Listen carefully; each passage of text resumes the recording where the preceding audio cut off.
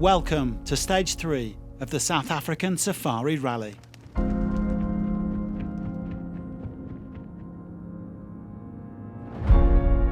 Last night took the riders and drivers to the marathon camp in the heart of the wilderness.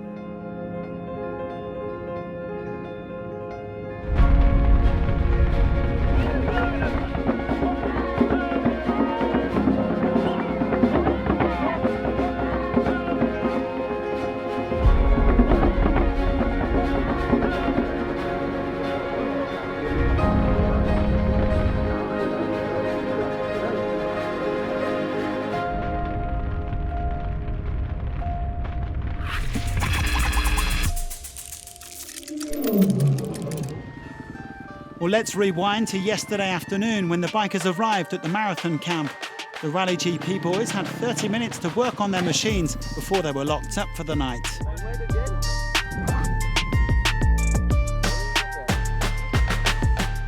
It was a busy one in particular for Ross Branch after he broke his oil cooler on Stage 2.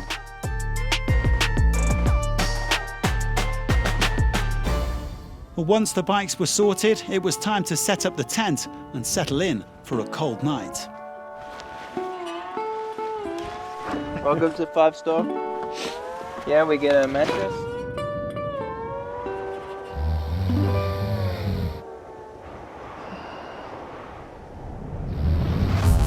Well, Daniel Sanders was first off the line this morning, but could anybody catch the overall leader? It was great to see Branch back out there after he successfully patched up the hero. And not only did he get going again, he was absolutely flying, posting the best split times midway through the stage. He had to manage the oil a bit and didn't want to push too hard, but he still came in third fastest. There was another solid performance from Bradley Cox on the factory Sherco. Considering he only clocked a few hours on the bike before this rally, the South African's acquitting himself very nicely indeed, 7th on the stage. Today was good. I had a good rhythm from the start and pretty much kept it there. I caught Nacho quite early on and we rode the whole day together. Some tricky nav at the end. Every day getting comfy on the bike. I think this is the main goal. The race for the overall podium is hotting up and Ricky Brabeck wants to be on it. The American tried to push in the last 60k or so, but it didn't go quite as planned. A crash and then exhaust issues, but he still did enough to go third overall ahead of his teammate Adrian van Beveren. Now, time for a hot shower and a good night's sleep. Once again, though, it was Red Bull KTM laying down the law. Luciano Benavides is adapting well to South Africa and said he really enjoyed the day. He was even topping the timesheets at kilometre 90. And while he ended up surrendering a little bit of time later on, he did strengthen his grip on second place overall.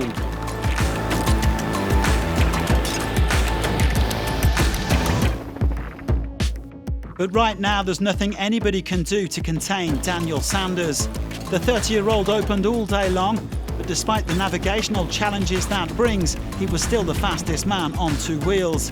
After Morocco, Dakar and Abu Dhabi, Chucky is on course for a 4th straight overall win. A lot of animals there today. I'm pretty sure I saw everything. A lot of traffic on the track with the animals, but we just had to push through the day and try not to lose any time. And in the end, we made some time, so it was really good. Yeah. Sanders winning by 1 minute 37 from Benavides and 2:39 from Branch, with Brabeck and Van Beveren making up the top 5. The two KTM riders are now separated by 2 minutes and 48 seconds overall, with the chasing Honda trio all losing ground today.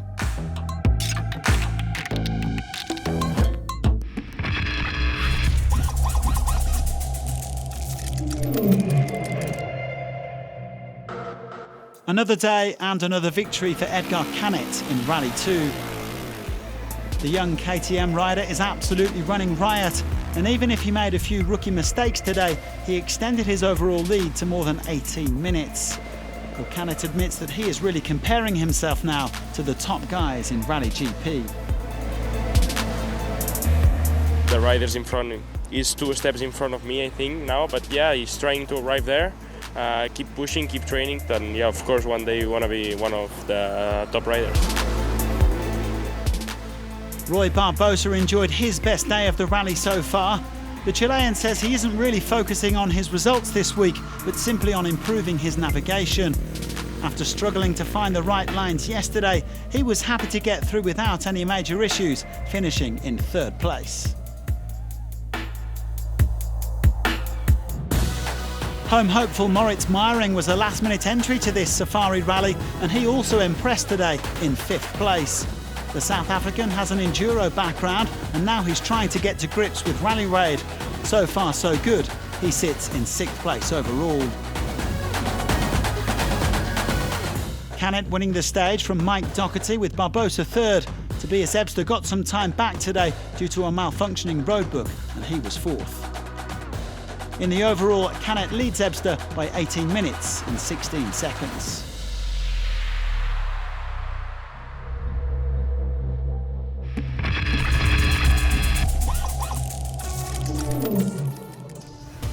Gaëtan Martinez picked up his third win of the week in the quads. The Frenchman caught his teammate Antanas Kanopkinas, and they stayed together until the end. He is now relishing the prospect of a scrap for overall glory. Yeah, we are here to enjoy, so we'll still continue racing. I know we are only the both of us now, so still the goal is to bring both quads to the finish line, but we will still enjoy it and do racing as we know. Martinez leads by 24 minutes and 11 seconds with 2 stages to go.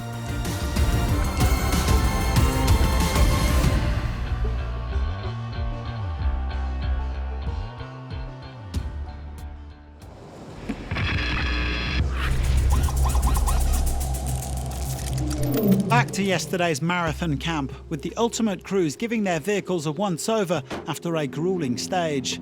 No time limit, but a limit to what you can do. And with no assistance teams or service parks, the atmosphere is rather unique. Something so nice because we are all drivers together in a beautiful place. Really nice to have this kind of moment all together. This sport is, for this kind of moment, this sport is really, really amazing compared to other sports. So this is why I'm here and this is why I enjoy.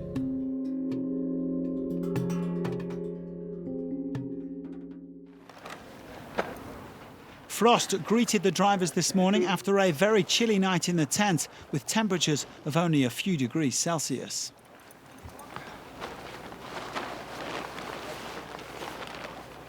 I tell you, it was very, very cold. That's the summary of it. I didn't expect to be that cold, but yeah, we managed and are ready for the second legs of the marathon.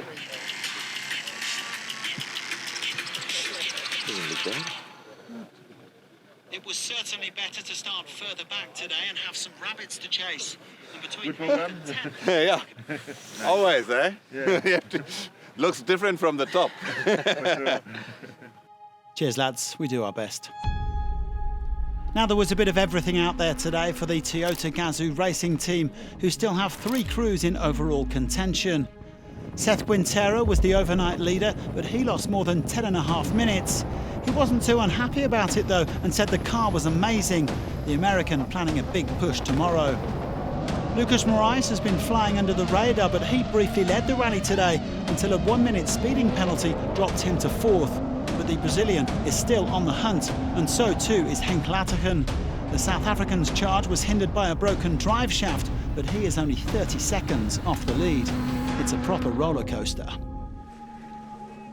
No, to be honest, the race is crazy because we are starting always in 6 or 7 and we finish 6 or 7 and the guys are first, 15, second or 14 and we are there. So I hope we can keep doing it, and tomorrow we are in a great position. And yeah, the car is unbelievable. So tomorrow, big push again. Well, Carlos Sainz has been on that yo-yo that Moraes just described. Second on stage 1, 12th yesterday and second again today. El Matador is happy to have found his rhythm quickly after several months out of the car. Not the best starting position tomorrow, but he says you can only push and see what happens. Sebastian Loeb described this as a difficult day, but by the end of it, he was actually leading the Safari Rally. The Frenchman finished up 4th quickest and said he was happy with the performance of the Dacia Sand Rider. Now he just wants to bring the car to the finish line with the best possible results.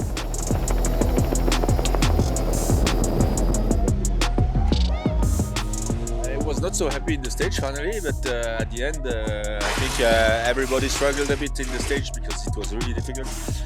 So yeah, now we are leading the rally. That was a surprise at the end of the day, but it's a good news. So we'll know it's two long days to go, but at the moment it's going well.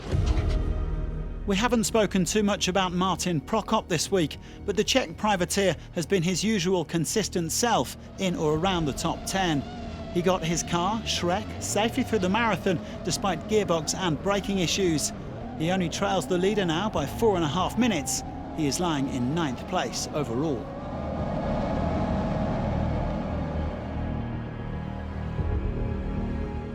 Mattia Serradori had big mechanical problems yesterday, which meant a late night of repairs at the marathon camp and setting off today in 48th place.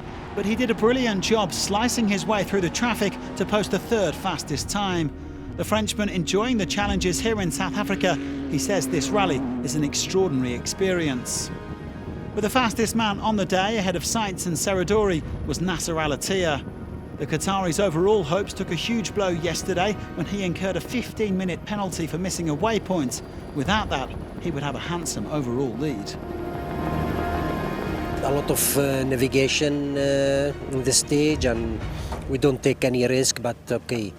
I'm quite happy, to win the stage. Except yesterday, the 15-minute penalty. This has put us completely out of the podium. But still 2 days, I will try to do my best, tomorrow. Al-Attiyah beating Seitz by 2 minutes and 5 seconds on the day, with only 8 minutes and 5 seconds separating the top 10. It is incredibly close overall, a measly 56 seconds between the top 4 crews.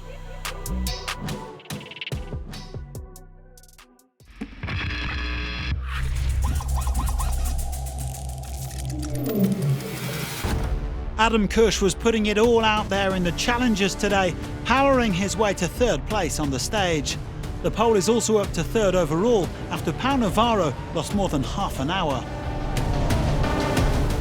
Nicolas Cavigliasso is determined to extend his overall lead in the W2RC. He's been playing it smart, not pushing too hard to bring the car home in one piece. 2nd place today. But victory went to David Zile, who praised both his team, PPR, and his co-driver, Sebastian Cesana. It's his 2nd stage win of the week, and he leads by nearly 3 minutes.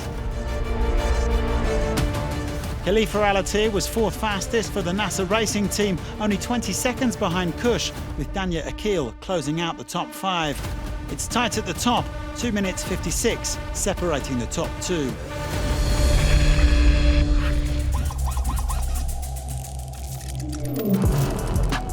Jose Nogueira took his best result of the week in the SSVs, finishing 2nd.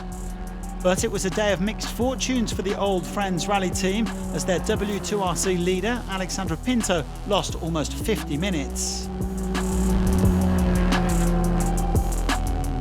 The stage victory went to another Portuguese driver, Mario Franco, who has been improving day by day.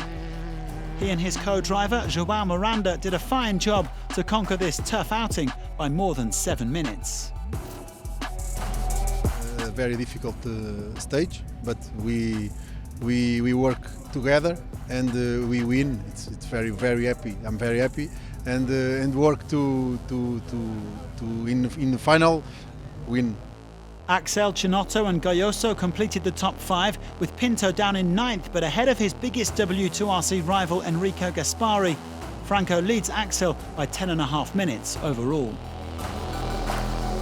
Join us again tomorrow for Stage 4, and thanks for watching.